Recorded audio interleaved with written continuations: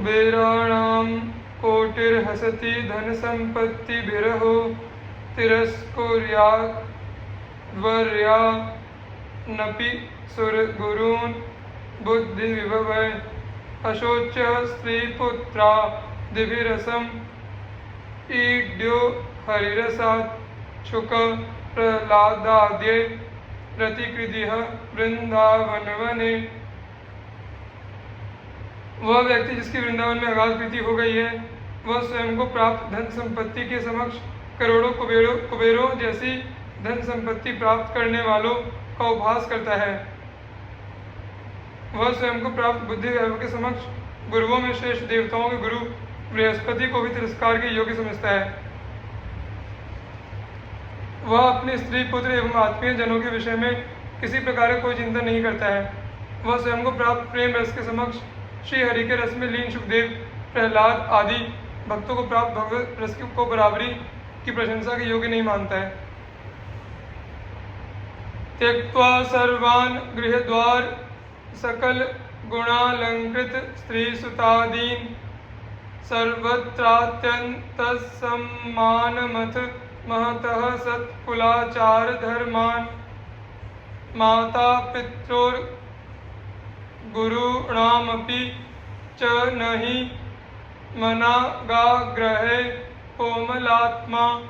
यो या देव वृंदावनमयमखिलः स्तूयते धन्य धन्यः। जो व्यक्ति अपने घर, अपनी धन संपत्ति, सभी प्रकार के गुणों से युक्त अर्थात सर्वगुण संपन्ना अपनी स्त्री एवं अपने पुत्र आदि इन सभी को छोड़कर सभी स्थानों पर प्राप्त अनेकानेक सम्मानों के बोझ अभिमान एवं उच्च सत्कुलों के आचारों एवं धर्मों को तिलांजलि देकर माता पिता एवं गुरुजनों के रोकने के प्रयासों के लिए थोड़ा सा भी कोमलचित्त न होकर वृंदावन जाने के लिए दृढ़ संकल्प है, उस व्यक्ति की सभी लोग प्रशंसा करते हैं। वह व्यक्ति धन्य है। नो शृण्वन् नैव गृह्णन् सकल तनुभृतां क्वापि दोषं गुणं वा वृंदावनस्तसत्त्वान्यखिल गुरुधिया सन्नमन दंडपातः त्यक्ता शेषाभिमानो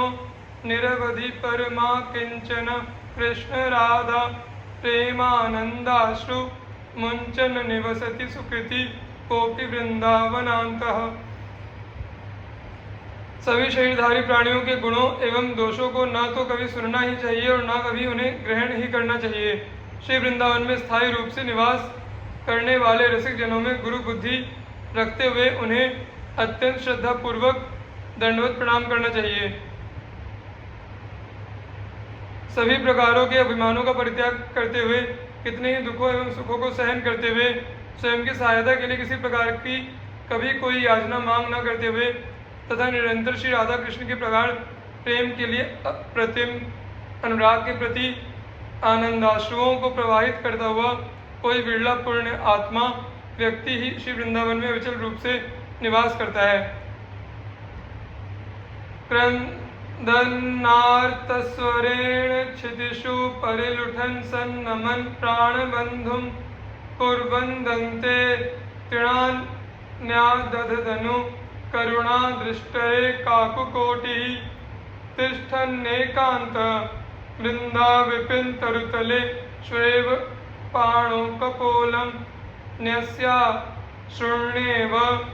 मुञ्चन् नयति दिननिशां कोऽपि धन्योऽत्यनन्यः। जो कोई श्री वृंदावन में आने के पश्चात दिन रात रो रोकर अपने पूर्व जीवन के लिए दर्द भरी आवाज से श्री वृंदावन की रज में अपने शरीर को लोटपोट करता रहता है, रसिक जनों के श्री चरणों में दंडवत प्रणाम कर अपने शीश को झुकाकर उन्हें नमन करते हुए तथा दांतों में तृण धारण कर उनसे स्वयं के ऊपर अपनी कृपा दृष्टि प्रदान करने की याचना करते हुए अनेकशः दीनतापूर्ण निवेदन करते रहते हैं तथा वृंदावन के वृक्षों के नीचे एकांत में अपना आसन लगाकर अपने दोनों हाथों को कपोल प्रांतों के ऊपर रखकर एवं अपने दोनों नेत्रों से आंसुओं की धारा को प्रवाहित करता रहता है। वह व्यक्ति श्री वृंदावन रस का अनन्य रसिक तथा अतिशय धन्य है।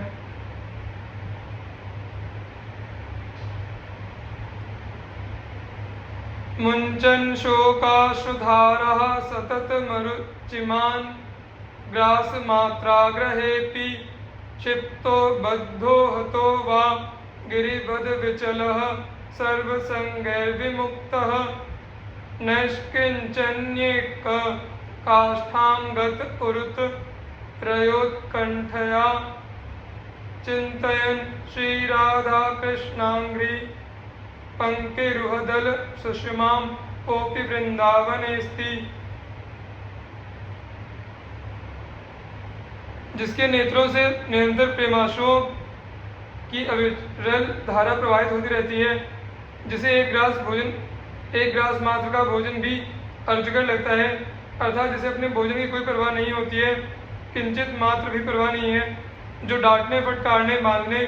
अथवा मारने पर भी पर्वत की तरह अडिग बना हुआ है, जो सभी के संग से विमुक्त होकर एकांतवासी है, जो अपने लिए किसी से कोई मांग या याचना न करते हुए अनिष्ट बना हुआ है, जो अधिक से अधिक उत्कंठा के साथ श्री राधा कृष्ण के चरणारविंदों की शोभा का सदैव चिंतन मनन करते रहते हैं, ऐसा कोई महापुरुष वृंदावन में अविचल रूप से निवास करता है।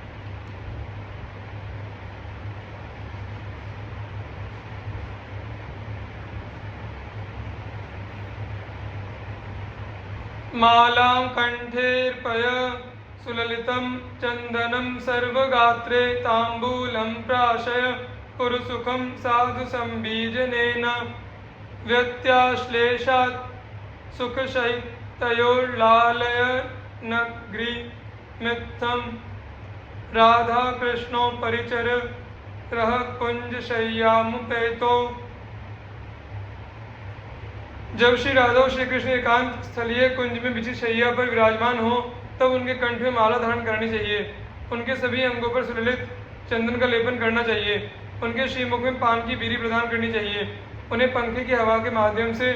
सुख पहुंचाने का उपक्रम करना चाहिए। किंतु जब ये आलिंगन पूर्वक सुख से शयन कर रहे हों, तब उन्हें कमल जैसे कोमल श्री चरणों को चापते हुए परम सुख का अनुभव करना चाहिए।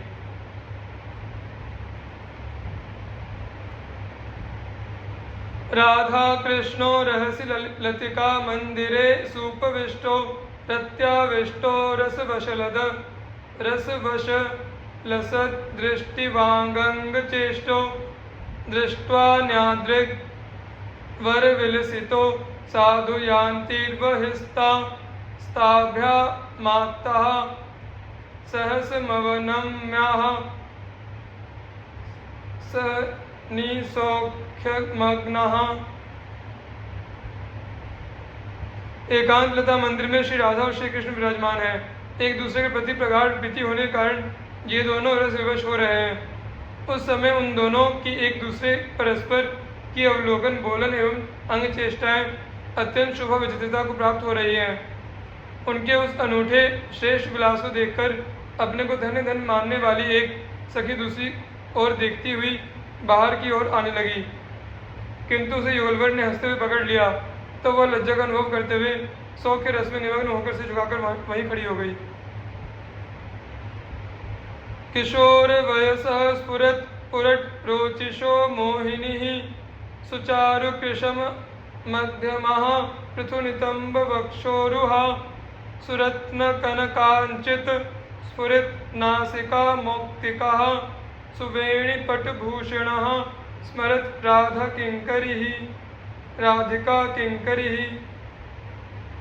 तुझे उन श्री राधा की किंकरियों अर्थात सखियों का स्मरण करना चाहिए, जो नित्य नव किशोर वय से सदा संपन्न रहती हैं, जो स्वर्ण की कांति से युक्त हैं, जो प्रफुल्ल वदना है अर्थात जिनके सुख से सदैव हास रस टपकता रहता है, जिनके मुख से